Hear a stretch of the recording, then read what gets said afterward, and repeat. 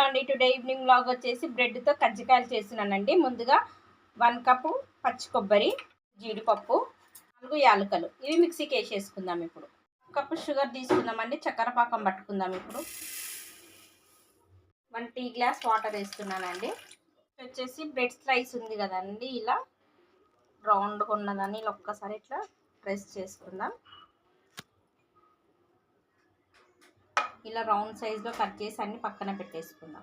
చక్కెర పాకం అయితే మరిగిందండి, ఇంకా స్టవ్ ఆపేస్తున్నాను. వచ్చేసి ఇలా బ్రెడ్ స్లైస్ని ఒక్కసారి ఇలా గట్టిగా ప్రెస్ చేసుకుందామండి. చేసుకున్న తర్వాత తడి గుడ్డతో ఒక్కసారి ఇలా ప్రెస్ చేయాలి. నెక్స్ట్ వచ్చేసి స్టఫ్డ్ అనేది ఇందులో పెట్టేసుకుందామండి. ఇలాగా మైదాని నేను వాటర్లో తడిపేసి పెట్టుకున్నానండి. కొద్దిగా స్టఫ్ పెట్టేసుకుందామండి ఇలా కజ్జికాయలకి. నెక్స్ట్ వచ్చేసి మైదాని ఇలా సైడ్కి మొత్తం ఇలా అంచులకు మొత్తం ఇలా డిప్ చేసి పెట్టుకుందాం బ్యాండింగ్ కోసం. ఇప్పుడు ఇలా ఫోల్డ్ చేసేసుకుందాం మెల్లిగా.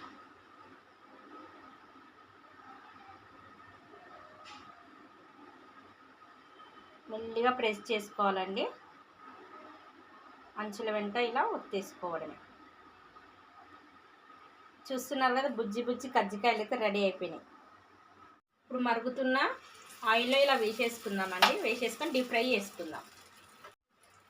ఇలా మంచిగా వేయించుకున్నాక వేడి వేడి పాకంలో వేసేద్దామండి. ఇంకా ఇప్పుడు తీసేసుకుందామండి. తీసేసుకొని వేడి వేడి చక్కెర పాకంలో ఇలా వేసుకొని ఒక 2 నిమిషాలు ఉంచుకుందాం. చూస్తున్నారా, ఫైనల్గా అయితే నేను షుగర్ సిరప్ పూర్తిగా ఇలా అప్లై చేసేసుకుంటున్నానండి. నెక్స్ట్ వచ్చేసి పిస్తా పప్పు అండి, గార్నిష్ కోసం.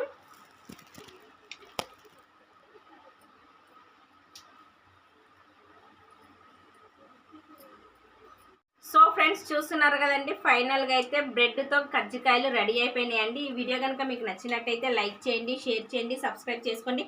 మరిన్ని వీడియోస్ కోసం నా ఛానల్ని వాచ్ చేయండి. Okay friends, bye.